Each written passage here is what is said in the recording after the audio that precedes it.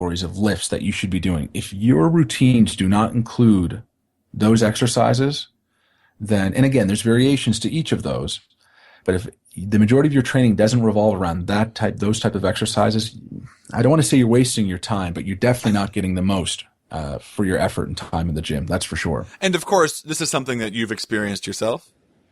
Yeah, I mean, the majority of my training is basically that right there, based around those exercises. No, I'm not, you don't need to have multi-$1,000 equipment to get a good workout. Don't get me wrong. You can use that stuff and you can get a workout on it, but the reality is you don't need too much. And the less you have, the more it forces you to focus on those basic exercises and the better results you get. Okay, so we're bumping up against the end of the show, but do you have any sort of final thoughts or stories or anything that you can think of that might help tie this all together? Again, I think the biggest thing is for people to take a look at their routine, see if the majority of their training is focused on the lifts that I had mentioned. And if they're not, then they really need to reassess their training and go and find more appropriate routine for them. Right. Again, if their focus is strength, performance, gaining mass, any of those or all of those, they should be, again, looking at the routine and focusing on the movements that I had mentioned. And it is definitely possible to get the best of both worlds. You can look good and perform, you can look, like a superhero and actually perform like one. That is definitely a possibility. And to help people, I've put together a free report.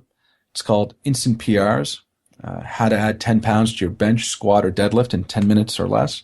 And you can get that at www.raytoulany.com/instant strength. Instant strength. You got it. Yeah. All right. Well, unfortunately, we're out of time. But if you, the listener, can think of someone who might want to hear about what we've been talking about today, compound movements, isolation exercises, go ahead and share this with them. They can get future episodes or this episode at raytoulany.com.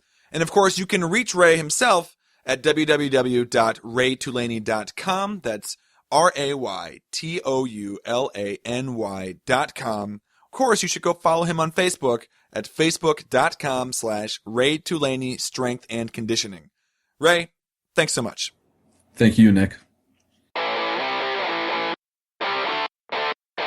Thanks for listening. To learn more about Ray Toulany and to get access to all exclusive interviews and courses, visit raytoulany.com. That's www.raytoulany.com.